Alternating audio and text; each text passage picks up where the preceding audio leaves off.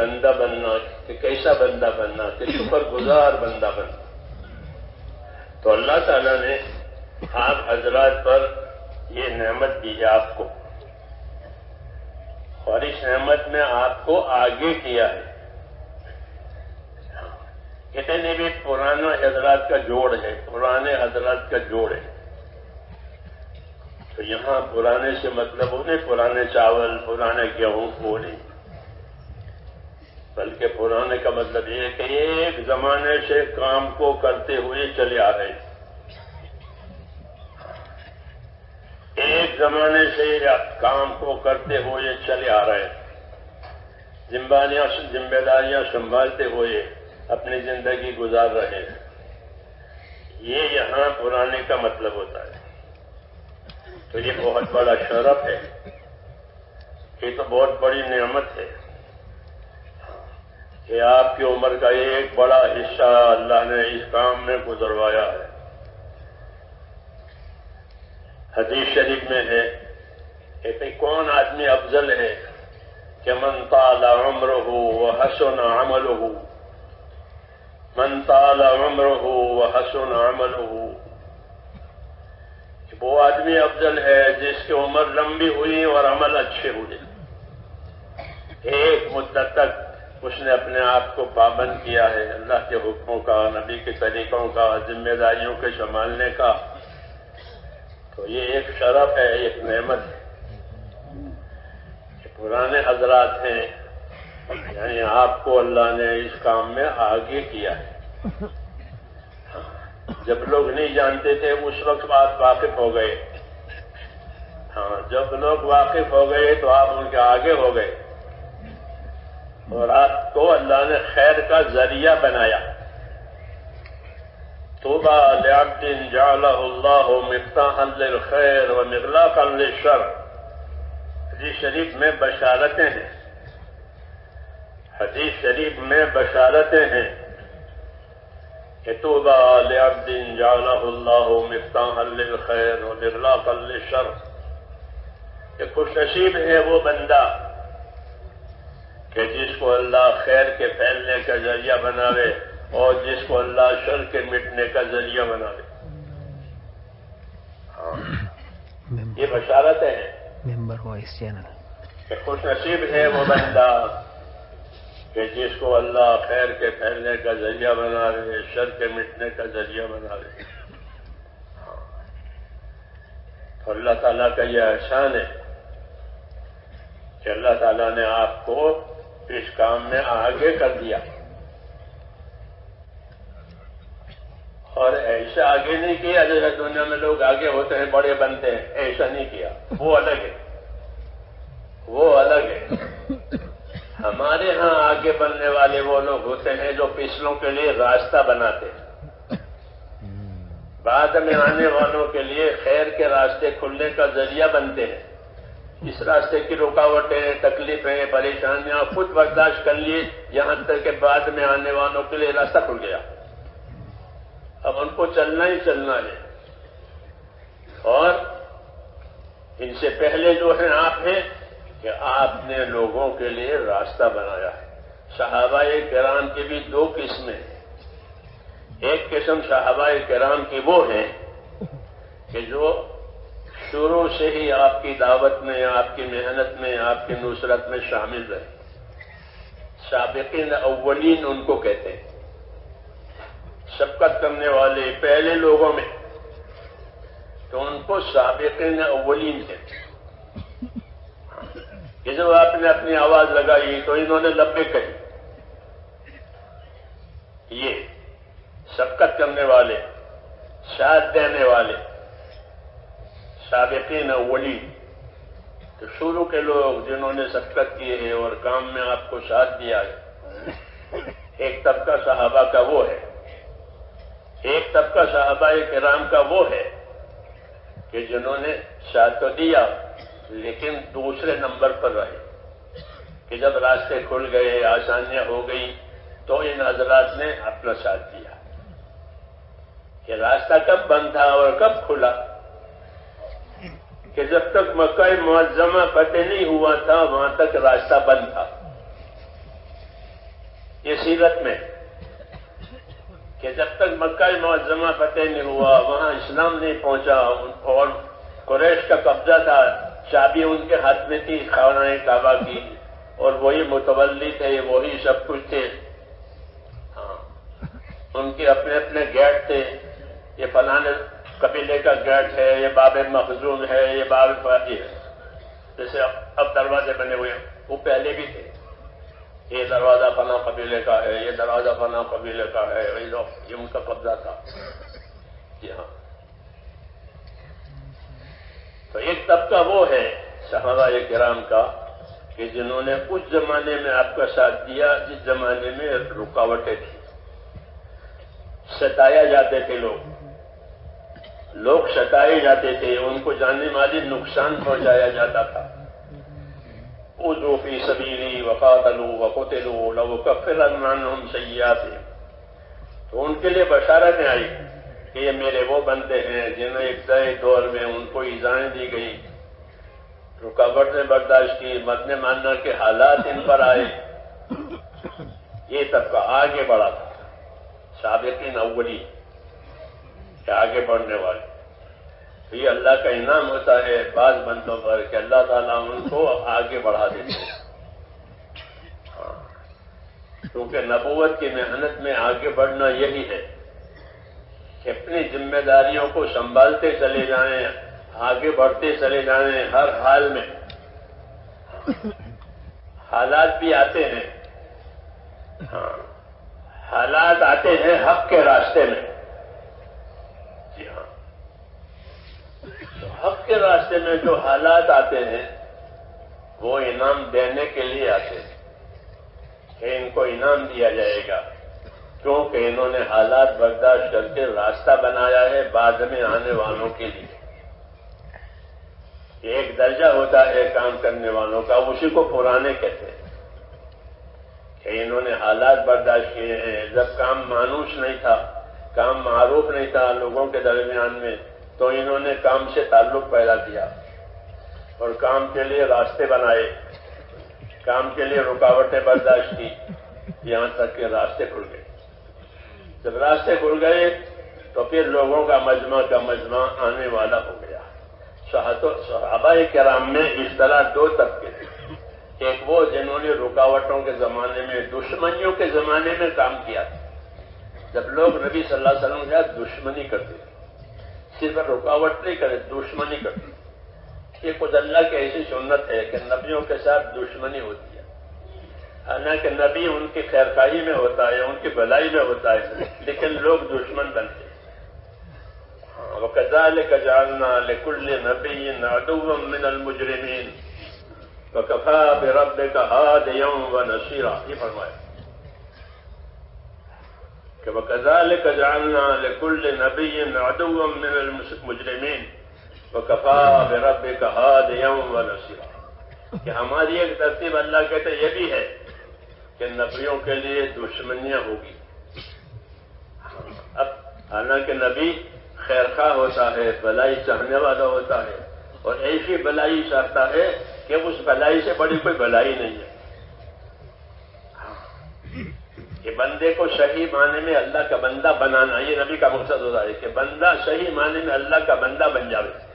جب وہ صحیح معنی میں اللہ تعالیٰ کا بندہ بنے گا تو صحیح معنی میں وہ اللہ کی قدرت سے، اللہ کی نعمت سے فائدہ اٹھائے گا.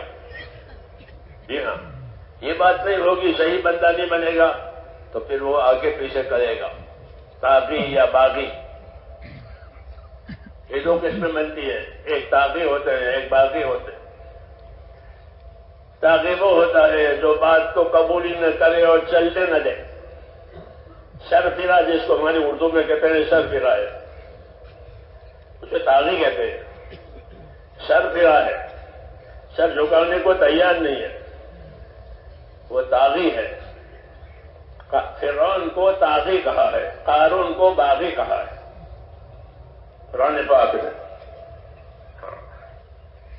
اذهب الى فرعون انه طغى. کہ فرعون کے پاس جاؤ موسیٰ کہ وہ طاغی ہو گیا ہے، سر چڑھ گیا ہے. جی ہاں.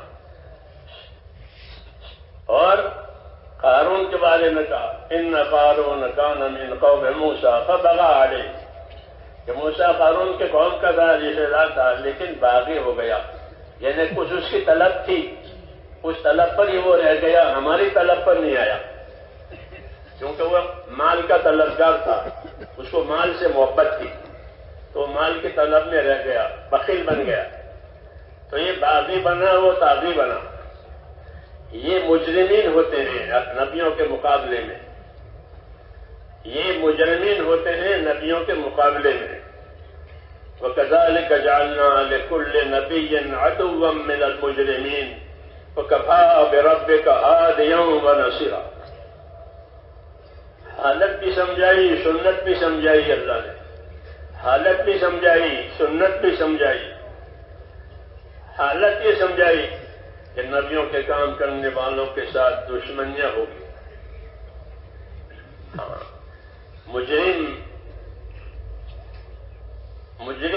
مجرم کا ترجمہ ہوتا ہے بدماش، کہ بدماش لوگ نبیوں سے دشمنی کریں گے۔ یہ من جانب اللہ ایک بات ہے کہ ان کے ساتھ دشمنی ہوگی، ان کو حق ہضم نہیں ہوگا۔ جیسے شیطان دشمن ہے تمام بنی آدم کا، یہ اسی کا گروپ ہے، اس کے نقش قدم پر چلنے والے ہیں، وہ بھی نبیوں کے دشمن بنتے ہیں۔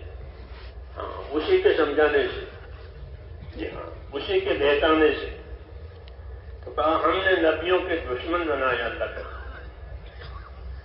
اور وہ دشمن بنانے جو بنے ہوئے ہیں وہ مجرم لوگ ہیں، کوئی متقی نہیں ہے، مجرم ہے۔ ایک قسم متقی ہوتی ہے، ایک قسم مجرم ہوتی ہے۔ متقی وہ ہے جو پرہیزگار ہے، پابند ہے، اور مجرم وہ ہے جو اس کا پابند نہیں ہے۔ تو کہا مجرمین یہ نبیوں کے دشمن ہوتے ہیں۔ ہاں، اللہ کی طرف سے ہے کہ نبیوں کا کام شروع ہوتا ہے تو ان کے ساتھ دشمنی کرنے والے بھی ہوتے ہیں۔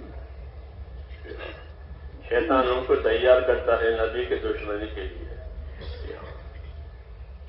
قریش نے حضور صلی اللہ علیہ وسلم سے دشمنی کی آخر تک، ابو جہل آخر تک دشمن رہا، اس کے وجود سے حضور پر بہت گرانی تھی، ابو جہل کے وجود سے، کیونکہ وہ پوری قوم کو ایک راستے پر لے جا رہا تھا، اپنی دشمنی میں، اپنی ضد میں، اس نے اس کے وجود سے حضور صلی اللہ علیہ وسلم کو بڑی گرانی تھی۔ جب بدر میں وہ مارا اور آپ کو خبر دی گئی کہ ابو جہل مارا گیا، آپ نے اللہ کا شکر ادا کیا۔ سوچو، حالانکہ کفر پر مارا ہے وہ، جی ہاں، اور حضور نے شکر اللہ کا، کیوں کہ اس کی مخالفت کی وجہ سے، اس کی دشمنی کی وجہ سے آپ کا بھی نقصان، آپ کی قوم کا بھی نقصان ہو رہا، امت کا بھی نقصان ہو رہا، اور وہ اس کے در پہ تھا۔ یہ کو اللہ تعالیٰ نے وَكَذَلِكَ جَعَلْنَا لِكُلِّ نَبِيٍّ عَدُوًّا مِّنَ الْمُجْرِمِينَ۔ ہماری طرف سے اللہ کہتے یہ بات ہے کہ مجرم اور نالائق قسم کے لوگ نبیوں سے دشمنیاں کریں گے۔ اس لیے کوئی اس کام سے دشمنی کرے تو گھبرانے کی بات نہیں ہے، کیونکہ پہلے سے خبر دی گئی ہے کہ اس کے ساتھ دشمنی کرنے والے ہوں گے۔ شیطان کا گروپ ہے، شیطان ہے دشمن اولاد آدم کا پہلے دن سے، تو کہا اس کام کے ساتھ دشمنی کرنے والے بھی ہوں گے،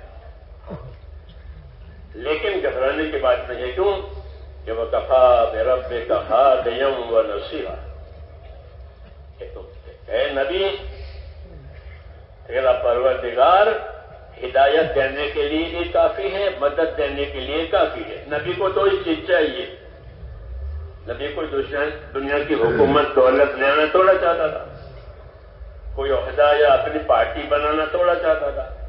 نبی تو یہ چاہتا ہے کہ جن قوم میں بھیجا گیا ہے اس قوم کو ہدایت ہو جائے، اور جس کام کے لیے خدا نے مجھ کو بھیجا ہے اس کی مدد مجھے خدا کی حاصل ہو جائے۔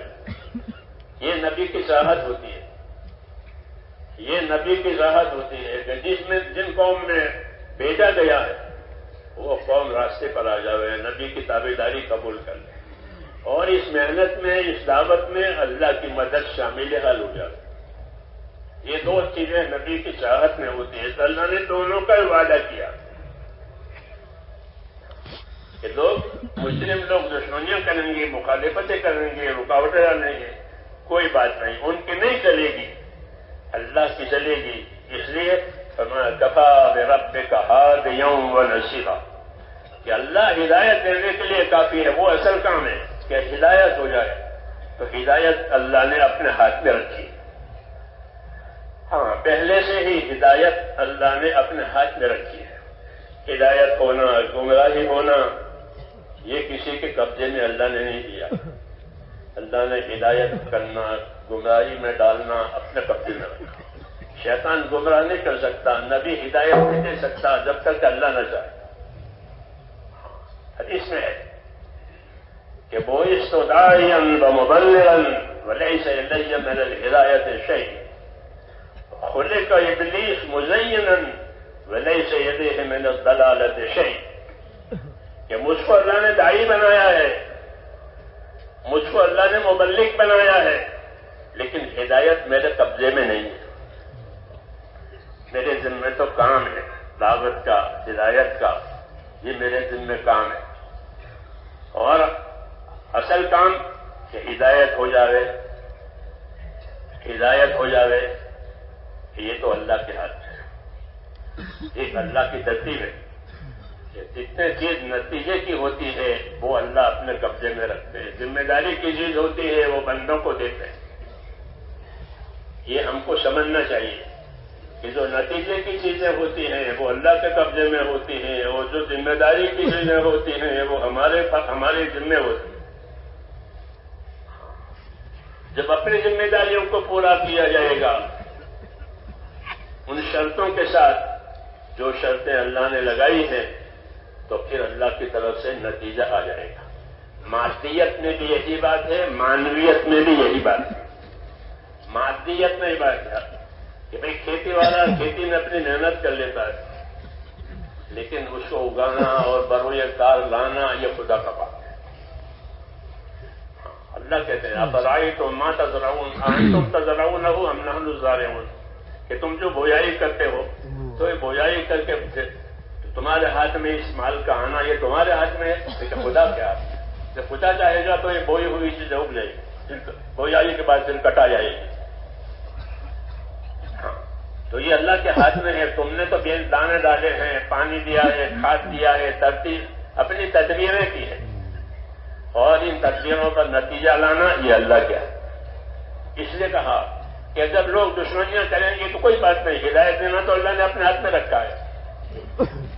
یہ کام کرنے والوں کے لیے ایک تسلی کا بھی سامان ہے، حوصلہ افزائی کا سامان ہے کہ تم اپنی کوشش اپنی شرطوں کے ساتھ کرو۔ یہ حکم ہے کہ تم اپنی کوششیں اپنی شرطوں کے ساتھ کرو، پھر اس کا نتیجہ کہ وہ تو ہمارے ہاتھ میں اللہ کا ہے۔ الا الی اللہ تصیر الامور، یاد رکھو تمام باتوں کے نتائج اللہ کے طرف ہے، اللہ لائیں گے نتیجے۔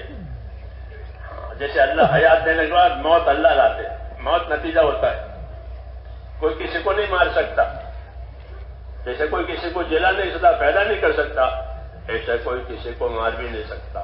موت اللہ کی طرف سے آتی ہے، یہ اس کا خاتمہ ہے، تو نتائج اللہ تعالیٰ نے اپنے قبضے میں رکھے ہیں۔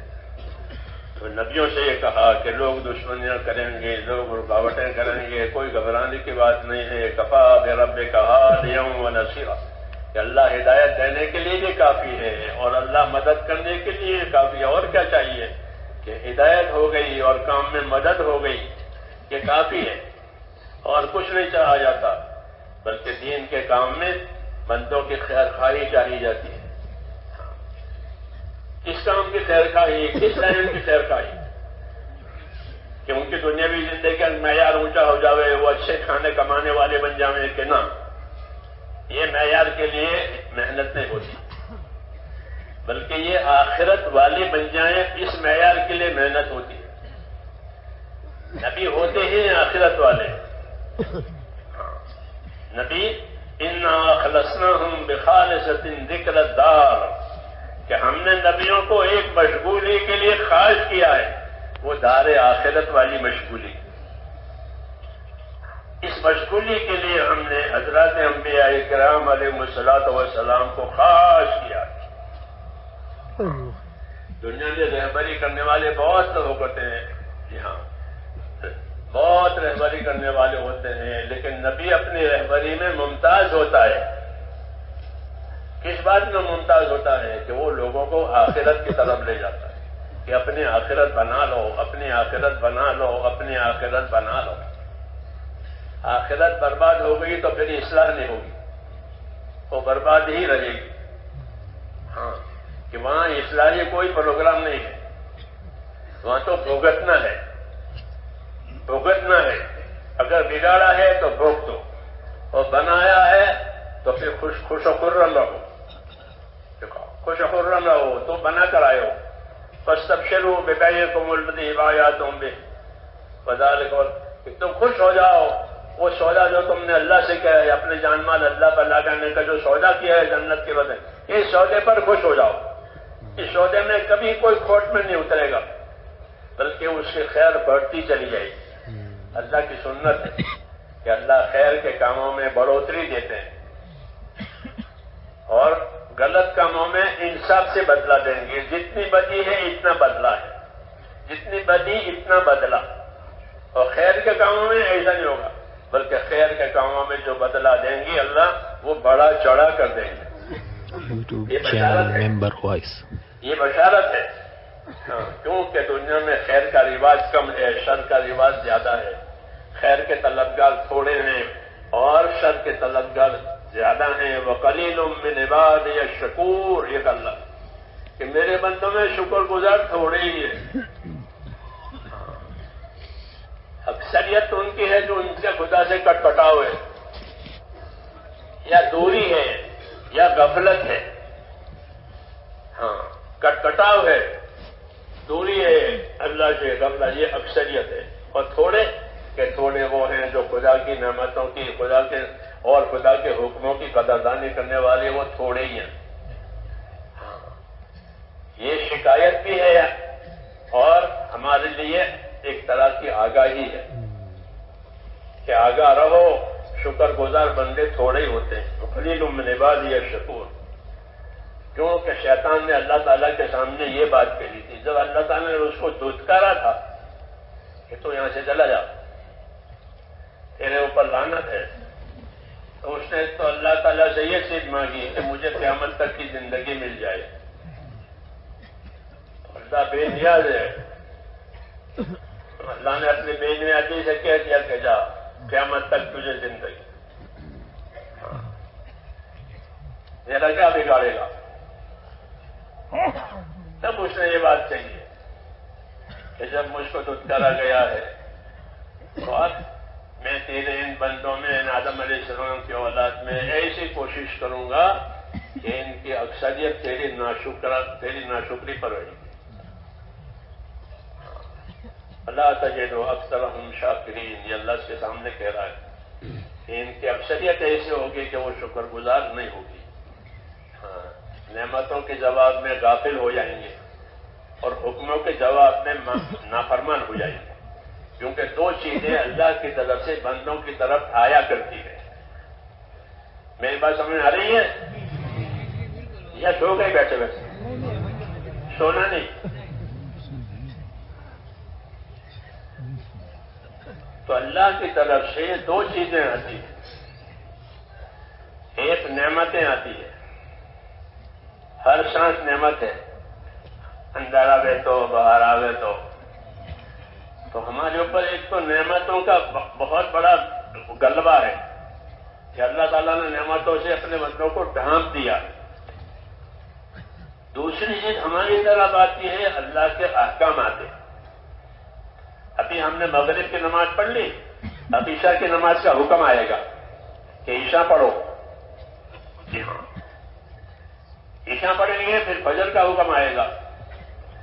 ہر حال کے حکم آیا کرتے ہیں۔ تو بندوں کی طرف دو چیزیں آتی ہیں، ایک نعمتیں آتی ہیں اور ایک اپنے احکامات آتے ہیں. حضور صلی اللہ علیہ وسلم نمازوں کے بعد دعا مانگتے تھے ان دو چیزوں کی وجہ سے. نمازوں کے بعد یہ دعا ہوتی تھی، ربی اعنی علی ذکرک و شکرک و حسن عبادتک. یہ سنت دعا ہے. یہ دعا ہمارے ہر بھائی کو یاد ہونی چاہیے اور نماز کے بعد مانگنی چاہیے. ہاں، اس کی ہم کو رہبری کی گئی ہے. یہ دعا یاد کرو اور اس کو اللہ سے مانگا رہو. یہ بڑی زبردست دعا ہے. اور بندے کا مطلب دعا کا قبول ہونا یہ وہ اللہ سے مانگتا رہتا ہے اور اللہ اس کو دیتے رہتے ہیں. یہ اس کی سعادت اور خوش نصیبی ہے کہ وہ مانگا کرے خدا دیا کرے. وہ محروم وہ ہے، نہ وہ مانگے نہ خدا دے. یہ محرومی ہے. اس سے اپنے آپ کو ہر ایک بچاوے کہ محروم والے راستے پر نہیں جانا ہے. مانگنا ہے اور لینا ہے، کیونکہ دینے والا ایک ہی ہے اور کوئی نہیں ہے. اللہ دینے والا ہے، کوئی دوسرا دینے والا نہیں ہے. اللہ روک دے گا، کوئی نہیں دے گا. اللہ دینے کا فیصلہ کرے گا، کوئی نہیں روک سکے گا. یہ سکھایا ہے ہم کو، یہ یقین. اس لیے یہ دعا سکھائی تھی، ربی اعنی علی ذکرک و شکرک و حسن عبادتک. یا اللہ میری مدد کر، میرا ہاتھ بٹا اعانت، میری مدد کر، میرا ہاتھ بٹا. کس کام میں؟ کہ میں تیرا ذکر کرنے والا بنوں. میں ذکر کرنے والا بنوں. ذکر کرنے سے کیا مراد ہے؟ تسبیح پڑھنا، تلاوت کرنا وہ بھی ہے، انکار نہیں ہے اس سے. وہ ذکر کی ایک قسم زبانی ذکر کہلاتا ہے. نماز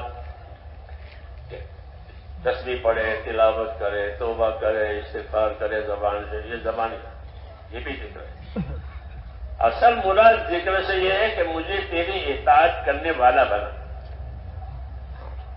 اس لیے آدمی جتنی اطاعت میں ہوتا ہے اتنا وہ ذاکر مانا جاتا ہے. کل مطیع ذاکر. ہر وہ آدمی جو اللہ کی اطاعت میں ہے وہ اللہ کا ذاکر ہے، چاہے زبان سے ذکر نہ ہو، لیکن ہاتھ پیر سے، جان مال سے جو اطاعت کی جائے گی وہ ذکر میں شامل ہے. ہاں، وہ ذاکر ہے. ذکر قولی، ذکر فعلی زبان سے ہو ذکر قولی کہا جاتا ہے. اس کے علاوہ ذکر فعلی ہے. پانچوں نمازیں بھی اللہ کا ذکر ہے. اقم الصلاۃ لذکری، نماز قائم کرو میرے ذکر کے لیے. جی ہاں، تو یہ ذکر اطاعت ہے. تو حضور صلی اللہ علیہ وسلم یہ دعا مانگ رہے ہیں کہ رب اعنی علی ذکرک. اے اللہ میری مدد کر تیرے ذکر کرنے پر کہ میں تیرا ذاکر یعنی اطاعت کرنے والا بندہ بن جاؤں. اطاعت کا تعلق احکام سے ہوتا ہے. اطاعت کا تعلق احکام سے ہوتا ہے کہ ہماری طرف حکم آئیں گے کرنے کے، بچنے کے، دونوں قسم کے حکم آتے ہیں کہ یہ کرو، اس سے بچو، اس کو زیادہ کرو، اس کو کم کرو. اللہ کے حقوق میں بھی اور بندوں کے حقوق میں بھی ہماری طرف احکام آتے ہیں. تو ان حکموں کے بارے میں یہ دعا مانگی کہ میں ان حکموں کی ادائیگی میں غافل نہ بنوں بلکہ ذاکر بنوں. ہاں، کیونکہ دعوت، محنت اسی مقصد کے لیے ہے کہ ہم حکموں کے بارے میں غافل نہ بنیں بلکہ حکموں کے ذاکر بنے، حکموں کو یاد رکھنے والے بنے، اس کی ادا کرنے والے بنے، اس کی تبلیغ کرنے والے بنے. یہ حکم ہے، یہ کرو، یہ حکم ہے، اس کو سیکھو، کہ اس کی دعوت دو، اس کی تبلیغ کرو، اس کی تعلیم کرو. یہ سب ذکر میں شامل ہے، اطاعت میں. تو یہ کہا کہ مجھے توفیق دے، میری مدد کر تیرا ذکر کرنے پر، تاکہ جو حکم میرے اوپر آئے کرنے کے، بچنے کے، تھوڑا زیادہ، میں اس میں غافل نہ رہوں. تو ایک چیز جو بندوں کی طرف اللہ کی طرف سے آتی ہے وہ اللہ کے احکام آتے ہیں. رات کے احکام بھی ہیں، دن کے احکام بھی ہیں. ہر حال کے حکم ہوتے ہیں. جس حال کا جو حکم ہو وہ حکم اس حال میں پورا کیا جائے گا. رات کے حکموں کو رات میں پورا کیا جائے گا، دن کے حکموں کو دن میں پورا کیا جائے گا. حضرت ابوبکر صدیق رضی اللہ تعالیٰ عنہ وہ یہ فرماتے تھے کہ جو حکم اللہ تعالیٰ کے رات کے ہیں اگر کوئی اس کو چھوڑ کے دن میں پورے کرے تو وہ قابل قبول نہیں ہے. دین میں جو حکم ہے وہ اس کو چھوڑ کے رات میں قبول کرے تو وہ قابل قبول نہیں ہے، کیونکہ یہ اطاعت کے خلاف ہے۔ اطاعت میں یقین بھی ضروری ہے اور اطاعت میں ترتیب بھی ضروری ہے۔ یقین ہو کہ یہ حق ہے اس لیے اس کو کرنا ہے، یہ باطل ہے کہ اس کو چھوڑنا ہے، یہ تو یقین میں آتا ہے، اور پھر اس کی ادائیگی میں ہے کہ یہ بات ہے تو پھر ہمیں اس کو کرنا ہے، کیوں کہ یہ کرنے کے لیے آئے اور یہ بچنے کے لیے آئے ہیں، یہ احکام بچنے کے لیے آئے ہیں تو اس سے بچنا ہے۔ دونوں قسم کے حکم آتے ہیں، اس کو حکم امتثالی اور امتناعی کہتے ہیں کہ ادا کرنے کے لیے، بجا لانے کے لیے اور ایک بچنے کے لیے۔ تو اطاعت اس وقت پوری ہوتی ہے جبکہ صحیح یقین کے ساتھ کرنے کے حکموں کو کریں، بچنے کے حکموں سے بچیں، تو اس کو اطاعت کہتے ہیں، اور اطاعت اصل سبق ہے۔ دین میں اطاعت اصل سبق ہے۔ اطاعت یعنی حکم مان کر، بات مان کر اپنی زندگی گزارنا۔ اسمعوا واطیعوا، سنو اور مانو، کہو کہ سنو اور مانو۔ پہلے تو سنو سمجھو اور سن سمجھ کر پھر اپنی طاقت اس پر لگاؤ۔ جانی طاقت ہے تو جانی طاقت لگاؤ، مالی طاقت کا حکم ہے تو مالی طاقت لگاؤ، اس سے اطاعت قائم ہوتی ہے۔ تو یہ دعا مانگی، تو میں نے کہا اللہ کی طرف سے ہمارے پاس حکم آتے ہیں اور نعمتیں آتی ہیں۔ حکموں کے بارے میں تو اطاعت کا حکم دیا کہ مجھ کو ذاکر بنا، غافل نہ رہنا، اور نعمتوں کے بارے میں کہ نعمتوں کے بارے میں مجھے شاکر بنا تاکہ میں نعمتوں میں شکر گزار رہوں۔ اعنی علی ذکرک و شکرک و حسن عبادتک، شاکر بنوں نعمتوں میں، کہ نعمت کی بھی قدر کروں اور نعمت دینے والے کی بھی قدر کروں، اور جس کام میں نعمت لگانے کے لیے کہا ہے اس کا بھی اہتمام کروں۔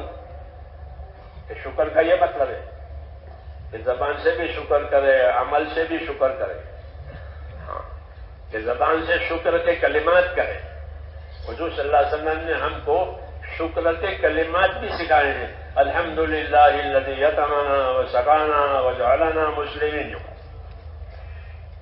کھانا کھا کے یہ شکر کے کلمات کہلاتے ہیں، کہ زبان سے شکر کی ادائیگی اور دل سے شکر کی ادائیگی، کہ دل سے نہیں سمجھے کہ میرے اللہ نے میرے اوپر بغیر مانگے احسان کیا، کیونکہ اللہ اپنی نعمت دینے میں ایک تو مانگنے کا انتظار نہیں کرتے کہ کوئی مانگے تو دوں، جیسے سخی ہوتا ہے تو سخی مانگنے پر بھی دیتا ہے۔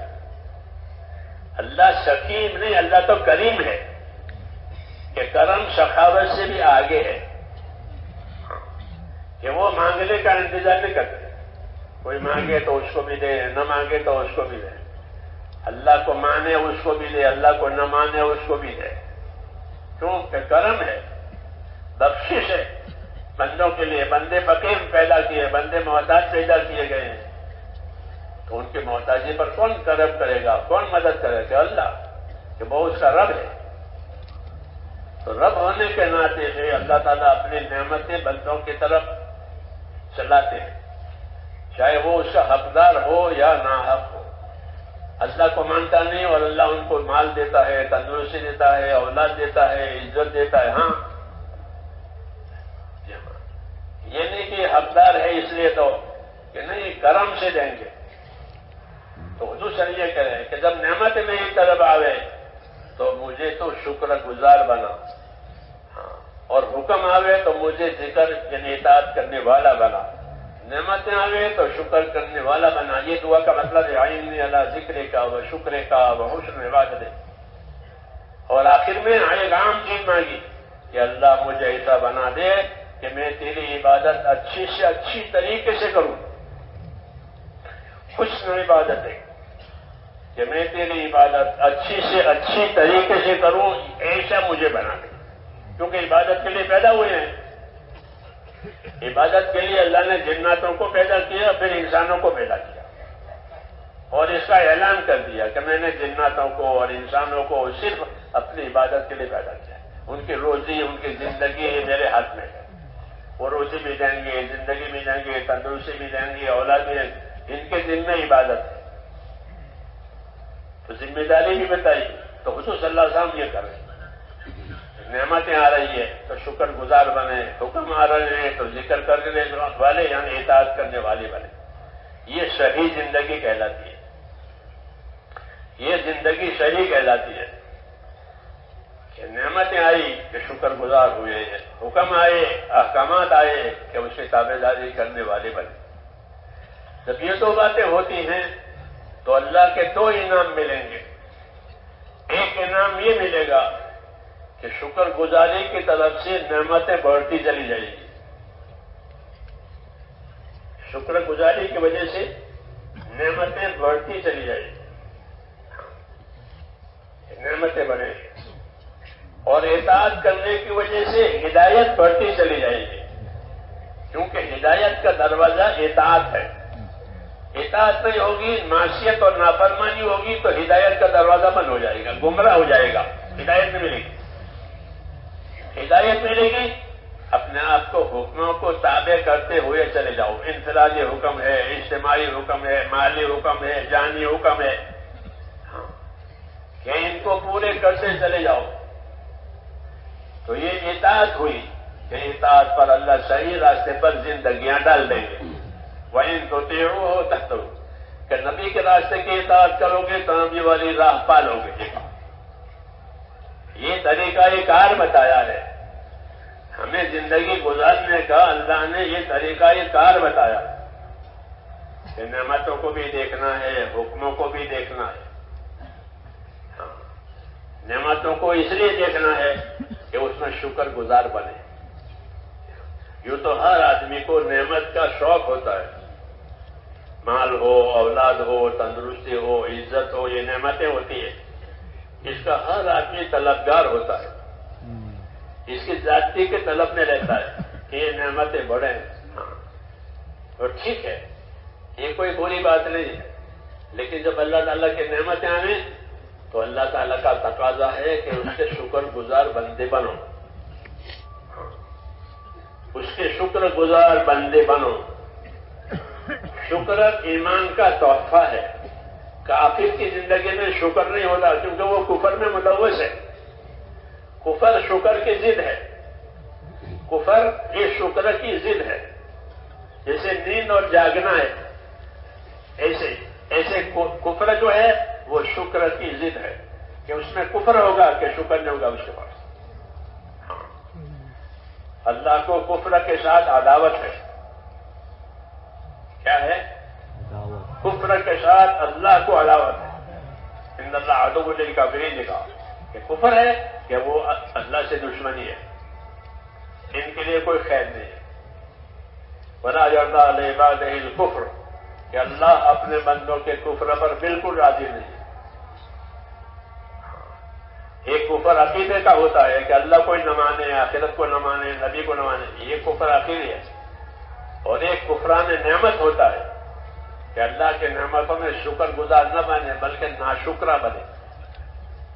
یہ بھی پسند نہیں ہے، یہ بھی پسند نہیں ہے، کیونکہ ایمان دیا ہے اس وجہ سے تاکہ اللہ کا شاکر ذاکر بندہ بنے. ہم کو جو ایمان ملا ہے تو ایمان کا کیا تقاضا ہے؟ تو یہ بات یاد رکھنے کی ہے کہ ایمان کا تقاضا اطاعت ہے.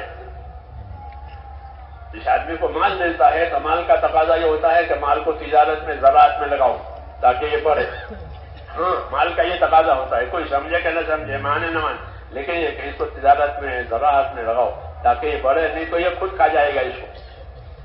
ایسے ہی میرے دوستوں، اپنے ایمان کو باقی رکھنے کے لیے، اپنے ایمان کی سلامتی کے لیے، اپنے ایمان کی ترقی کے لیے اللہ نے اپنے بندوں کو اطاعت کا راستہ دیا کہ جب تمہیں ایمان ملا ہے تو اپنی زندگی اطاعت پر لاؤ.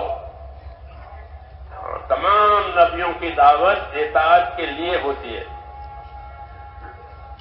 اس میں کوئی اختلاف نہیں کر سکتا.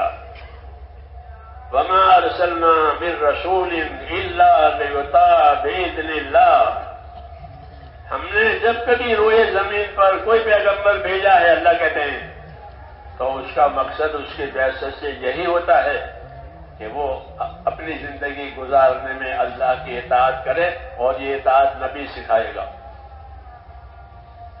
اس لیے رسول صلی اللہ علیہ وسلم کے آنے سے ہمارے اوپر یہ ذمہ داری پیدا ہو گئی ہے کہ ہم رسول صلی اللہ علیہ وسلم کی اطاعت کرنے والی بنے، کہ نبی کی اطاعت رسول کے اللہ کی اطاعت، کوئی فرق نہیں ہے۔ من یطیع الرسول فقد اطاع اللہ، ومن یطیع الرسول فقد اطاع اللہ، کہ جس نے رسول کی تابعداری کی اس نے اللہ کی تابعداری کی، اس میں کوئی فرق نہیں۔ یوٹیوب کیونکہ چینل رسول ممبر وائس اپنی عبادت کا حکم نہیں دے گا کہ میں عبادت کروں، عبادت اللہ کی ہوگی، اطاعت اللہ کی ہوگی، راستہ نبی کا ہوگا۔ اس لیے رسول کی اطاعت کی جاتی ہے راستہ پانے کے لیے، اور اللہ کی اطاعت کا تو حق ہی اللہ کا حق ہی ہمارے اوپر کہ ہماری زندگی اطاعت والی بنے، اور اطاعت کو صحیح کرنے کے لیے اللہ تعالیٰ نے نبیوں کو علم دین دیا۔ جس کے پاس جتنا علم دین ہوگا اتنی اس کی اطاعت صحیح ہوگی۔ علم دین نہیں ہوگا کوئی اطاعت صحیح نہیں کرے گا۔ وہ ایسا ہے جیسے آنکھیں نہیں ہیں، کسی کی آنکھیں نہیں ہیں تو وہ صحیح راستہ نہیں پا سکتا، اس کو کسی کی ضرورت پڑے گی۔ جی ہاں، جس کے پاس علم نہیں ہے وہ ایسا جیسے نابینا ہے، تو نابینا کو کسی ہاتھ پکڑنے والے کی، انگلی پکڑنے والے کی ضرورت پڑے گی۔ مولانا محمد یوسف صاحب رحمۃ اللہ علیہ فرماتے تھے، اللہ انہیں گھڑی کی رحمت کرے، کہ تمام دنیا کا انسان نابینا ہے۔ کیا ہے؟ ہاں، دنیا کے حاکم، دنیا کے تاجر، دنیا کے زمیندار، دنیا کے عہدیدار، دنیا کی اکثریت، دنیا کی اقلیت، یہ نابینا ہے۔ اور بینا کون ہے؟ کہ بینا محمد صلی اللہ علیہ وسلم ہے، دیکھنے والا، آنکھوں والا، وہ کون ہے؟ کہ وہ اللہ کا نبی محمد صلی اللہ علیہ وسلم ہے۔ آپ کو اللہ نے وہ نور دیا ہے کہ جس سے انسانیت کو آپ صحیح راستے پر لے جاتے ہیں۔ ہاں، یہ نور دو قسم کا ہوتا ہے۔ ایک نور قرآن کریم ہے، قرآن کریم یہ اللہ کا علم ہے، اور ایسا اللہ کا علم ہے جو قیامت تک رہے گا، مٹے گا نہیں۔ جیسے دوسری کتابیں مٹ گئی، پہلی کتابیں مٹ گئی، بدل گئی، یہ نہیں مٹے گی، یہ محکم ہے، پکی ہے، یہ رہے گی، اس میں کوئی فرق نہیں آئے گا ایک نقطے کا بھی۔ ہاں، یہ علم دیا ہے اور یہ علم محفوظ رہے گا۔ اسی علم کی طرف لوگوں کو دعوت دی جائے گی کہ یہ علم سیکھو، یہ علم سیکھو جو اللہ نے اتارا ہے۔ خیرکم من تعلم القرآن وعلمہ، تم میں سب سے بہتر وہ ہیں جو قرآن کو سیکھے اور قرآن کو سکھاوے۔ تو قرآن یہ نور کی شکل ہے، وَأَنزَلْنَا إِلَيْكُمْ نُورًا مُبِينًا، کہ ہم نے تمہاری طرف ایک کھلا ہوا نور اتار دیا ہے۔ قرآن کریم نور ہے، ہدایت کا نور ہے، ہدایت کا نور ہے، کہ اس کے اندر نور ہدایت ہے۔ سخت دلوں کے لیے اور اندھے دلوں کے لیے، دلوں کو نرم کرنے والا بھی ہے یہ، اور دلوں کو روشنی دینے والا بھی ہے۔ قبر میں نور ہے، یہاں قبر میں نور ہے، کیونکہ قرآن شریف پڑھ رہا تھا، تو نور ہدایت ہے یہ علم، تاکہ اطاعت صحیح ہو جائے۔ بغیر علم کے اطاعت صحیح نہیں ہوگی، بغیر علم کے عبادت بھی صحیح نہیں ہوگی، بغیر علم کے دوسروں کے حقوق بھی نہیں ادا ہوں گے۔ ہاں، ہماری دعوت میں علم و ذکر رکھا گیا ہے، اس کو بیچارے کو کوئی پوچھتا نہیں ہے۔ ہاں، اس کو کوئی پوچھتا نہیں ہے کہ اس کا کیا تقاضا ہے، حالانکہ پہلا کلمہ ہے یا ایمان ہے، دوسرا عبادت ہے، تیسرا علم و ذکر ہے، تیسرا علم و ذکر ہے کہ ہماری دعوت علم والی ہے، ہماری دعوت ذکر والی ہے۔ ہاں، خالی دورہ کرنے کا نام نہیں ہے کہ میں زمین میں دورہ کرو، ایسا نہیں ہے. یہ دورہ تو تمام تحریک والے کرتے ہیں. جتنی تحریکیں دنیا میں چلتی ہیں ان کے دورے ہوتے ہیں, وہ نکلتے ہیں اپنے اپنے کاموں کے لیے, جیسے ہم اپنے کام کے لیے نکلتے ہیں.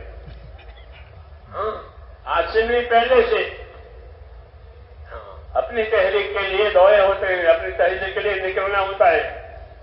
ہاں, نبیوں کے مقابلے میں لوگ دورے کرتے تھے, یہود دورے کرتے تھے حضور کے مقابلے میں, اور دورہ کر کے مشرکین کے پاس جاتے تھے کہ دیکھو تمہیں یہ کرنا ہے, نبی کے مقابلے پہلے کرنا ہے.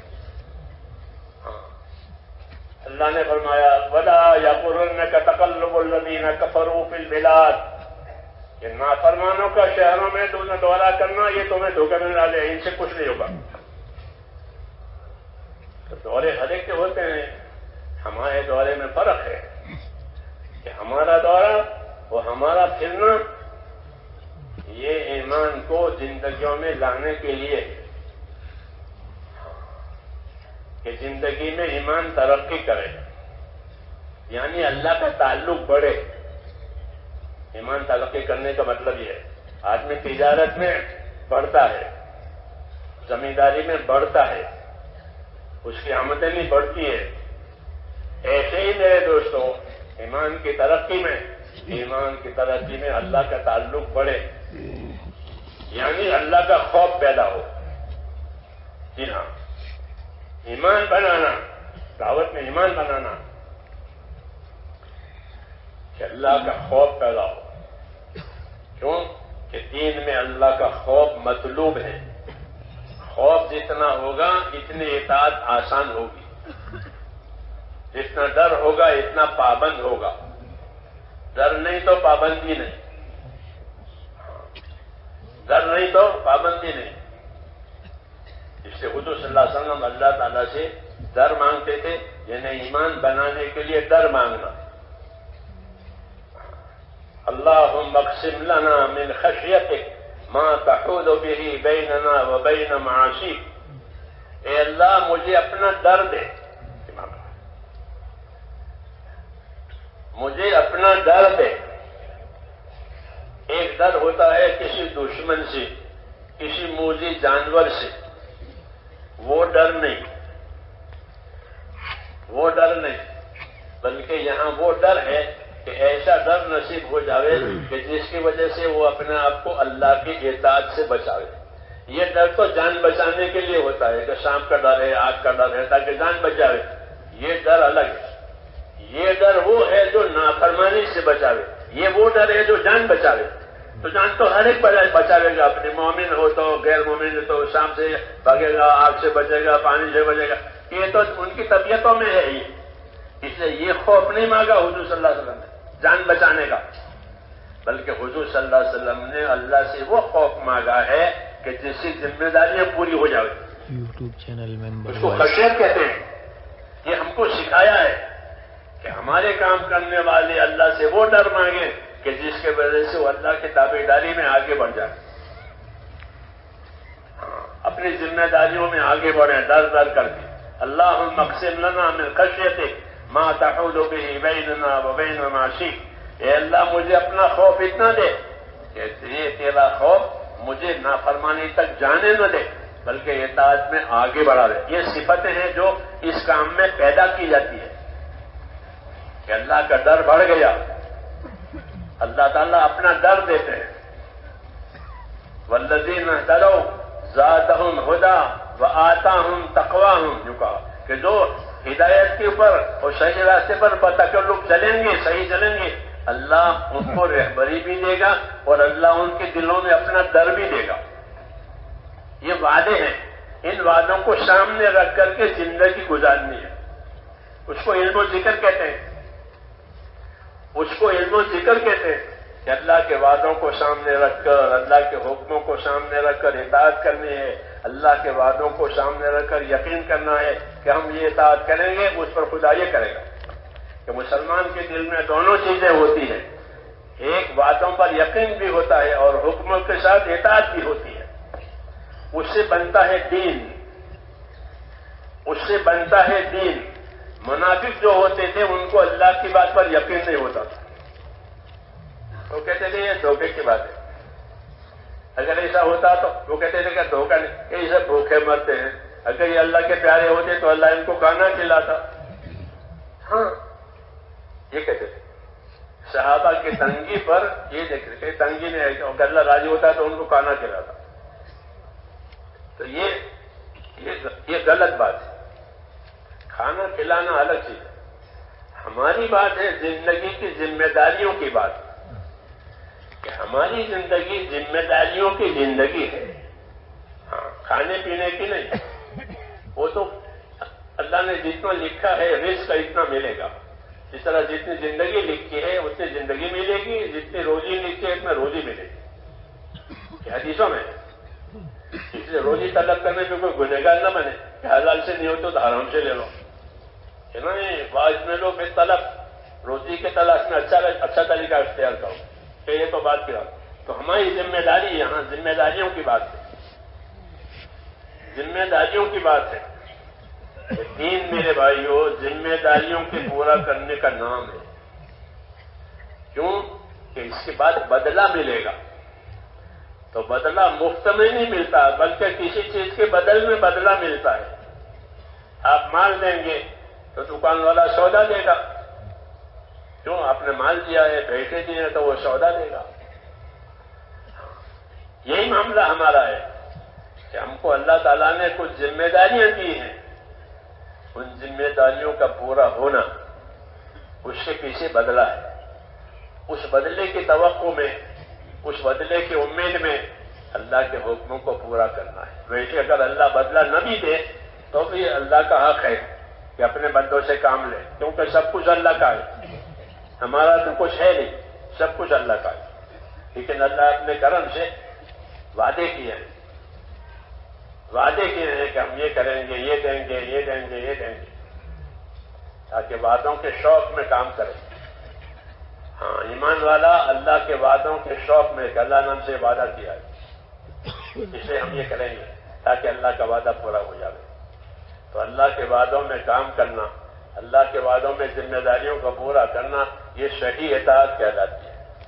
اس لیے اللہ نے اپنے وعدوں کا بھی ذکر کیا ہے اور ذمہ داریوں کا بھی ذکر کیا ہے کہ اگر تم ذمہ داری پوری کرو گے تو ہم یہ کریں گے. ان تنصروا اللہ ینصرکم، کہ اگر تم اللہ کے دین کے مددگار بنو گے تو ہم تمہارے مددگار بنیں گے. دو طرف سے، کچھ تمہیں کرنا ہے کچھ اللہ کو کرنا ہے. ہمیں کیا کرنا ہے کہ ہمیں اپنی ذمہ داریاں پوری کرنی ہے. اللہ کو کیا کرنا ہے کہ اللہ کو اپنا وعدہ پورا کرنا ہے. جنت کا وعدہ ہے، جہنم سے نجات کا وعدہ ہے، عزت کا وعدہ ہے، روزی کا وعدہ ہے، اطمینان قلب کا وعدہ ہے کہ دلوں میں اطمینان دیں گے، لوگوں کے دلوں میں عزت پیدا کریں گے، وغیرہ سب وعدے ہیں. ان وعدوں کا تعلق ذمہ داریوں کے پورا کرنے کے ساتھ ہے. اس لیے ہماری زندگی میرے دوستوں ذمہ داریوں کی ہے. یہ ذمہ داریاں مختلف قسم کی ہے. ایک قسم ذمہ داری کی ہمارے ذمہ یہ ہے کہ ہم اپنی ذات سے اپنے آپ کو دیندار بنائیں. یہ پہلی ذمہ داری ہے. یہ پہلی ذمہ داری ہے. جیسے ہر آدمی اپنے آپ کو تندرست رکھنا چاہتا ہے کہ میں تندرست رہوں، میں خوشحال رہوں، میں بال بچوں والا رہوں. یہ سب چاہتے نہیں چاہتے؟ ہاں ہر آدمی کی یہ چاہت ہوتی ہے. ایسے ہی یہ پہلی ذمہ داری کہ اپنے آپ کو دیندار بناؤں. ہاں یہ پہلی ذمہ داری ہے کہ اپنے آپ کو دیندار بناؤ. اپنے ایمان میں اتنی قوت پیدا کرو کہ وہ حرام سے بچائے. اپنے ایمان میں اتنی قوت پیدا کرو کہ وہ فرائض ادا کراوے. اپنے ایمان میں اتنی قوت پیدا کرو کہ دوسروں کے حقوق ادا کراوے. اپنے ایمان میں اتنی قوت پیدا کرو کہ آخرت کے لیے تیاری کرنے والے بن جائے. یہ چیزیں نبیوں میں ہوتی تھی. یہ چیزیں نبیوں میں ہوتی کہ ایمان کیسا ہونا چاہیے کہ ایمان ایسا ہونا چاہیے جو اللہ کے فرائض ادا کراوے. کہ اللہ نے ہم پر یہ چیزیں فرض کی ہے تو اللہ کے فرائض ایمانی قوت سے ادا ہوتے ہیں. اگر ایمان میں قوت نہیں ہے، ایمان کمزور ہے، تو فرائض میں کوتاہی ہوگی، اذان بھی سنیں گے اور نماز میں نہیں آئیں گے، ہاں مال بھی ہوگا اور زکوٰۃ حساب سے نہیں دیں گے، جی ہاں فرائض میں کوتاہی یہ دلیل ہے کہ ایمان میں کمی ہے۔ اللہ تعالیٰ نے اپنے فرائض اس وقت نازل کیے ہیں جب مسلمانوں میں ایمان آیا، ہاں ان کو ایمان پر چلایا، ایمان کی محنت پر چلایا، پھر حلال کے حرام کے فرائض کے احکام آئے۔ پہلے نماز آ گئی تھی کیونکہ نماز میں یہ طاقت ہے، نماز میں اور ایمان میں یہ طاقت ہے، اس لیے نماز آ گئی۔ پھر جب جو ان میں ایمانی طاقت آئی، احکام آئے، آج بھی یہی بات ہے کہ ہم اللہ کے حکموں کے ذمہ دار ہیں، ان حکموں کو پورا کرنے کے لیے ایمانی طاقت پیدا کرنی ہے۔ یہ نفر سفر فقط نفر سفر نہیں ہے، بلکہ یہ ایمانی طاقت پیدا کرنے کا ایک ذریعہ ہے جو اللہ نے ہم کو اس زمان میں دیا ہے۔